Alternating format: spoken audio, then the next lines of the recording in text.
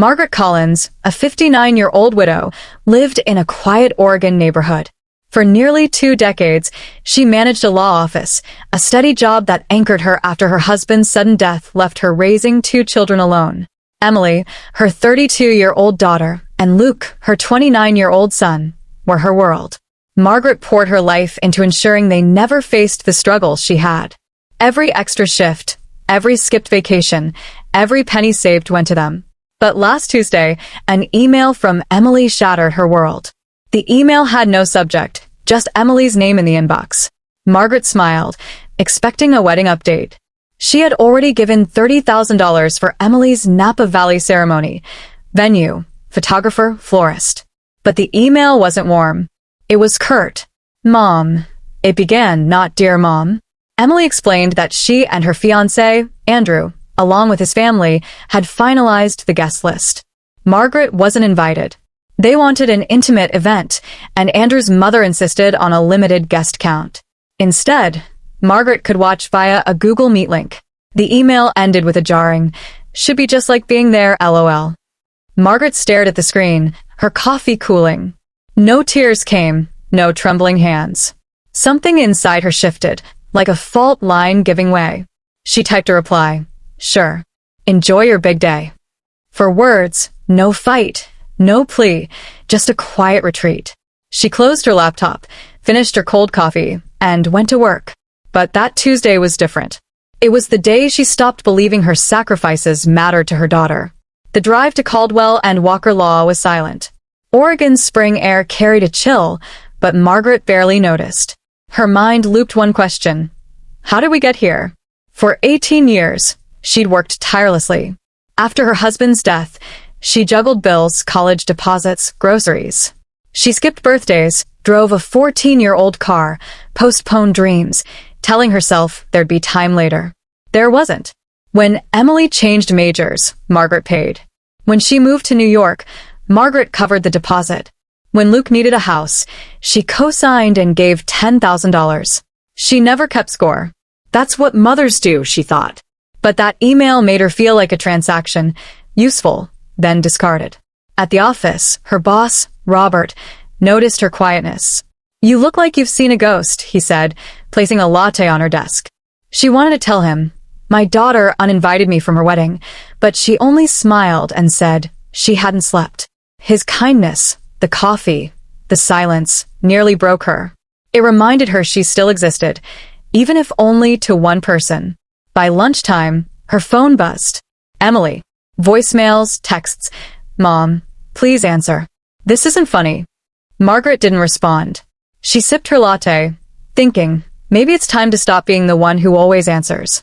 That afternoon, she made a decision. Not to scream or beg, but to act. After work, she drove to First Federal Bank. Carlos, the branch manager, greeted her warmly. "Mrs. Collins, what can I do for you?" "I need to cancel a wire transfer," she said, voice steady. "The one to the Napa venue." Carlos hesitated. "There may be a fee, but why?" "Circumstances have changed," she replied. The transfer was $50,000 on top of the $30,000 already sent, $80,000 for a wedding she wasn't welcome at. Carlos confirmed it hadn't processed. "Are you sure? It's a significant amount." "I'm sure," she said, signing the forms. At home, her phone showed 9 missed calls from Emily, 2 from Luke. A voicemail. "Mom, please don't do this."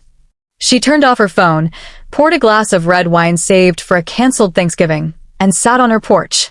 The stillness brought memories. Birthdays planned alone, holidays waiting for calls that never came, sacrifices unnoticed.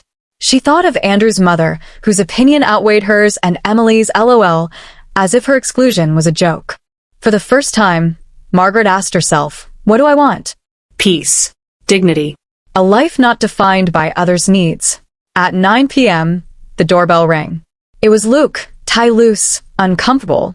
"Why aren't you answering?" "Emily's freaking out."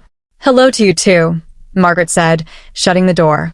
"She says you're not coming to the wedding. You're being difficult." Margaret laughed. "Difficult?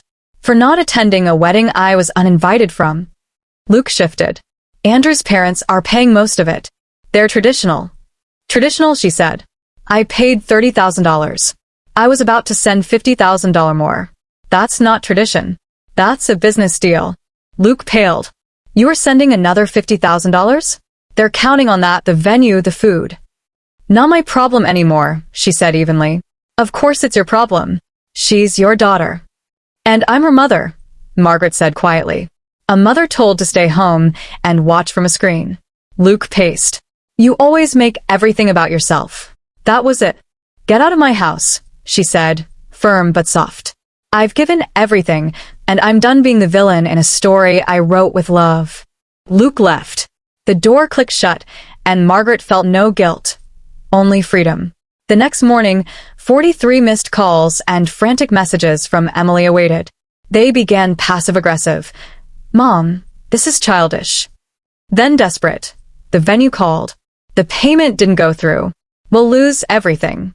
At 3:24 a.m., I don't understand why you're doing this to me. Margaret smiled into her coffee. Emily never questioned the source of her comfort, assuming it would always be there. Not this time. An email arrived. Please don't ruin my wedding. Emily admitted she was wrong about the live stream, but begged for the funds. They'd lost the venue deposit, and Andrew's parents were furious. She offered to talk about Margaret attending, if the money came first. A negotiation, not an apology. Margaret closed the email and returned to work. At noon, Robert invited her to a new Italian restaurant. She almost declined, but said yes. Over pasta, he shared stories of his grandkids. Noticing her lightness, he asked, and she told him everything. He didn't judge. Sometimes the hardest part of love is setting boundaries, he said, squeezing her hand. I think you did the right thing. For the first time, she believed it. That evening, Sophia, Emily's childhood friend, was on her porch. Emily's a mess, she said. They lost the venue, the florist. Andrew's parents might cancel. Margaret poured tea. Emily sent you? Sophia hesitated. She's panicking. She knows she messed up but doesn't know how to fix it. Is there anything she can do? Margaret considered it. Would an apology erase the hurt of being excluded, used, discarded? No, she said. Words are easy when people are desperate. Love doesn't wait until you cut someone off to see them. Sophia nodded. I get it. I'm sorry, Mrs. Collins. You don't need to be, Margaret replied. Sophia left, and Margaret closed the door on her old self. The wedding didn't happen as planned. They scrambled but couldn't afford a new venue. A small backyard ceremony replaced it, with only Andrew's family. Margaret wasn't invited, and she didn't care. Emily sent one more email, half apology, half justification. Margaret archived it. She wasn't angry, just done. Peace came with letting go. Margaret woke without bracing for guilt trips. She made a rule. If her presence was negotiable, so was her effort. She worked, read novels, joined a pottery class, dined with friends who valued her. She learned you don't have to burn yourself to keep others warm. Her silence had spoken, and for the first time, she heard herself.